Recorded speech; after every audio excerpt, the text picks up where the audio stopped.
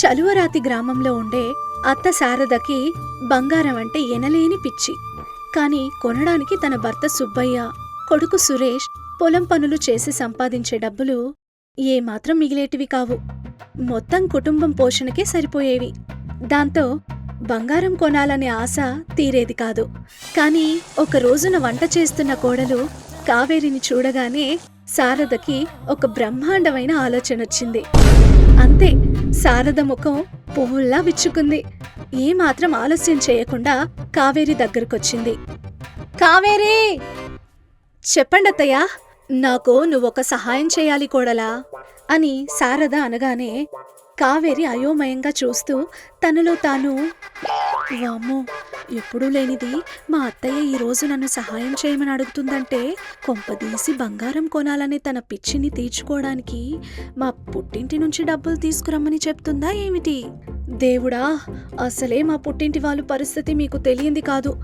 ఇప్పుడు మా అత్తగారు ఇలా అంటున్నారని వెళ్తే ఏం బాగుంటుంది తండ్రి అని అనుకుంటున్న కావేరి నుంచి ఉలుకు పలుకు లేకపోవడంతో శారద, ఏమైంది కోడలా? కరెంట్ షాక్ కొట్టినట్టు సహాయం చేయాలి అని అడగగానే అలా బొమ్మలా ఉండిపోయావు అని అన్నది. అప్పుడు కావేరి మామూలైంది.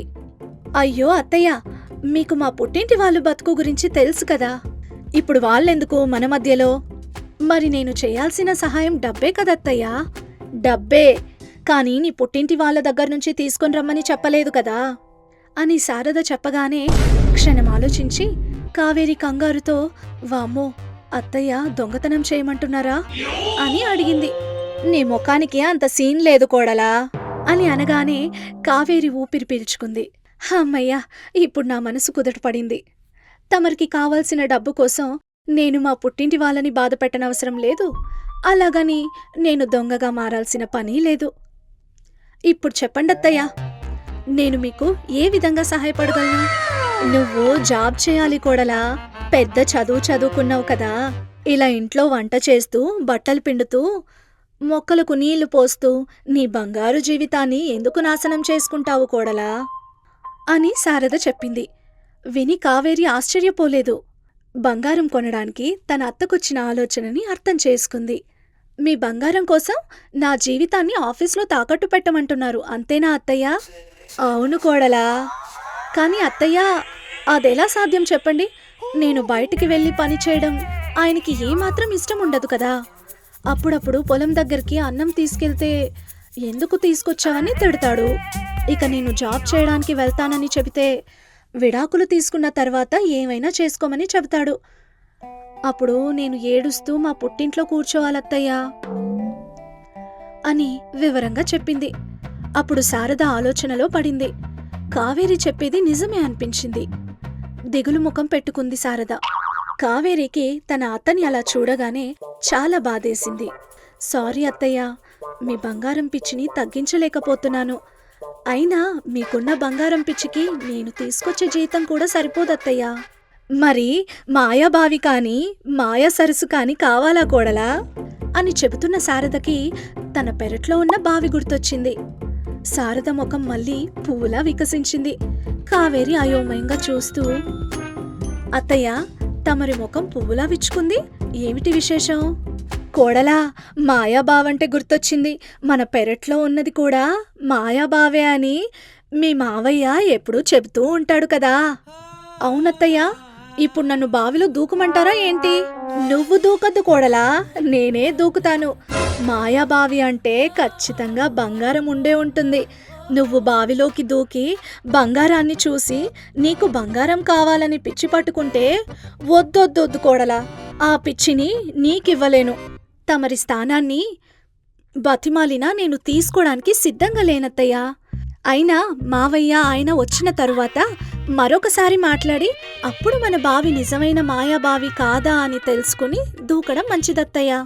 ఇక నన్ను ఆపడం ఆ తండ్రి కొడుకుల వల్లే కాదు కదా, నాకు ఈ బంగారం పిచ్చిచ్చిన దేవుడి వల్ల కూడా కాదు అని శారద ఏమాత్రం కావేరి దగ్గర ఉండకుండా పెరట్లో ఉన్న బావి దగ్గరకొచ్చింది. కావేరి కూడా శారద వెనకాలే బావి దగ్గరకొచ్చి, అత్తయ్య, అసలే మీకు ఈత రాదని చెప్పారు కదా, ఇప్పుడు బావిలో అని అంటుండగా శారద బావి మీద నిలబడి కావేరి మాటలు వినిపించుకోలేదు. తనకు ఈత రాదనే విషయాన్ని బంగారం మీద పిచ్చితో మర్చిపోయింది. అంతే, బావిలోకి దూకేసింది. కావేరి క్షణం కూడా ఆలస్యం చేయకుండా నీళ్ల చేతాడును వేసింది. పైకి తేలిన శారద చేతాడును పట్టుకుని గాబరా పడుతూ, ఇదేమిటి కోడలా, నేనిలా బావిలో దూకుతున్నప్పుడు నాకు ఈత రాదనే విషయాన్ని గుర్తు చేయాలి కదా. బంగారం పిచ్చితో అన్నీ మర్చిపోతున్నారత్తయ్య.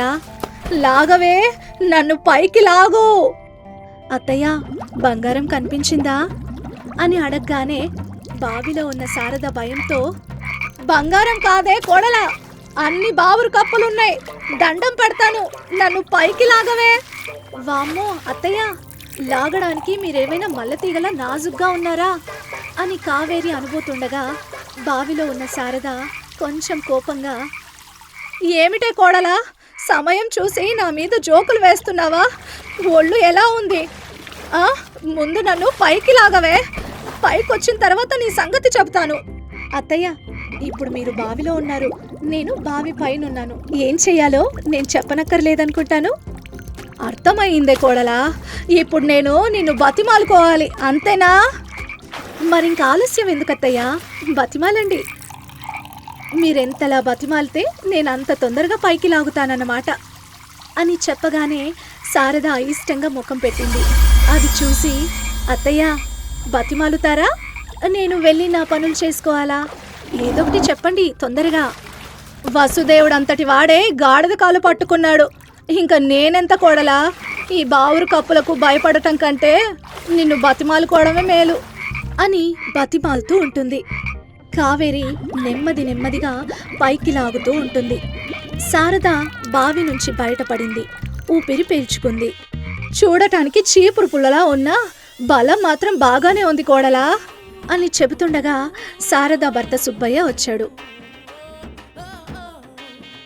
మీరు ఇది మాయాబావి అని చెప్పారంట కదా? అవును కోడలా, నేను చెప్పింది నిజమే. మరి ఇది మాయాబావి. బంగారం పిచ్చి అత్తయ్య, ఈ మాయాబావిలో బంగారం ఉంటుందని ఈత రాదనే విషయాన్ని మర్చి దూకేసింది మావయ్య. బండలా ఉన్న అత్తని మీ కోడలి ఎంతో కష్టపడి కాపాడింది. అయ్యో శారద, మాయాబావి అంటే బంగారం ఉంటుందని కాదు, ఎండాకాలం వచ్చినా ఎండిపోకుండా మనకు నీళ్ళనిస్తూనే ఉంటుంది, అందుకే మాయాబావి అని చెప్పాను అని చెప్పగానే శారద కోపంగా అక్కడి నుంచి వెళ్ళిపోతుంది. అలా కొన్ని రోజులు గడుస్తాయి. శారద ఎప్పుడు చూడు బంగారం గురించి ఆలోచిస్తూ ఉంటుంది. కావేరి తన పనులను తాను చేసుకుంటూ ఉంటుంది. ఒక రోజున కావేరి బావిలో నుంచి నీళ్లు చేదుతూ ఉండగా కాలు జారి బావిలో పడింది. అంతే, అప్పుడు ఇంట్లో ఉన్న శారదకి ఏదో బావిలో పడినట్టుగా పెద్ద సౌండ్ వినిపించడంతో కంగారు పడుతూ బావి దగ్గరకొచ్చింది. అక్కడ తన కోడలు కావేరి కనబడలేదు. అయోమయంగా, కావేరి, కావేరి, ఏమే కోడలా, ఎక్కడున్నావు అని అరుస్తూ ఉంటుంది. బావిలో పడిన కావేరి కొంత సమయం తరువాత బంగారం నగలతో పైకొచ్చింది. అత్తయ్య, అత్తయ్య అని గట్టిగా శారదని పిలిచింది. బావి దగ్గర ఉన్న శారద, ఎక్కడున్నావు కోడలా, నీ మాటలు వినిపిస్తున్నాయి కానీ నువ్వు కనబడటం లేదు, బావిలోకి చూడత్తయ్యా అని చెప్పగానే శారద అదిరిపడింది. భయంగా, వామ్మో కోడలా, మళ్ళీ బావిలోకి చూడాలా? నా వల్ల కాదు అత్తయ్య, నేను బావిలో ఉన్నాను, ఒకసారి చూడండి. నేను చూడను కోడలా, కళ్ళు తిరిగి బావిలో పడితే వామ్మో ఇంకేమైనా ఉందా? అత్త కోడలమిద్దరం బావిలో ఉంటే ఎలా చెప్పు? అత్తయ్య, బంగారు నగలు అని కావేరి చెప్పగానే సంతోషంతో శారద, బంగారు నగలా, ఎక్కడా అని శారద ఆశగా బావిలోకి చూసింది. కావేరి బంగారు నగలతో నీళ్లలో భలేగా ఉంది. శారద మురిసిపోతూ చేతాడుని వేస్తుంది. కావేరిని పైకి లాగుతుంది. నగలతో బావి ముందు నిలబడిన కావేరిని చూస్తూ, ఈ బావి లోపల ఇంత బంగారం ఉందా కోడలా? అవునత్తయ్య. మరి నాకు కనబడలేదు, నీకెలా కనబడింది? అదే ఈ మాయాబావి ప్రత్యేకత. మీకు బంగారం పిచ్చి ఉంది కాబట్టి మీకు ఇవ్వలేదు, నాకు బంగారం పిచ్చి లేదు కాబట్టి బంగారం ఇచ్చిందత్తయ్య అని కావేరి వెళ్ళిపోయింది. బావిలో ఏదో జరిగింది, అది నా కోడలు నాకు చెప్పడం లేదు. పోనీలే, ఇది మాయాబావి అని రుజువైంది. ఇక నేను నా కోడలి దగ్గరున్న నగలన్నీ తీసుకుంటాను అని బయలుదేరింది. తన గదిలో నగలు తీసిన కావేరి తనలో తాను, నేను బావిలో పడటంతోనే ఒక సీసా మీద పడ్డాను, అది పగిలింది. అందులో నుంచి దేవకన్య బయటకొచ్చి తనకు జరిగిన మోసం గురించి చెప్పి తనను కాపాడినందుకు ఈ నగలు ఇచ్చింది. ఈ విషయం అత్తయ్యకి చెబితే పదే పదే నన్ను బంగారు నగల కోసం బావిలో పడేస్తాను అంటుంది. అందుకే చెప్పలేదు. ఇకపై చెప్పొద్దు అని అనుకుంటూ ఉండగా శారద వచ్చింది. కావేరి దగ్గరున్న నగలను మురిపెంగా తీసుకొని ఆ నగలను వేసుకుంటూ రోజు మురిసిపోతూ ఉండేది.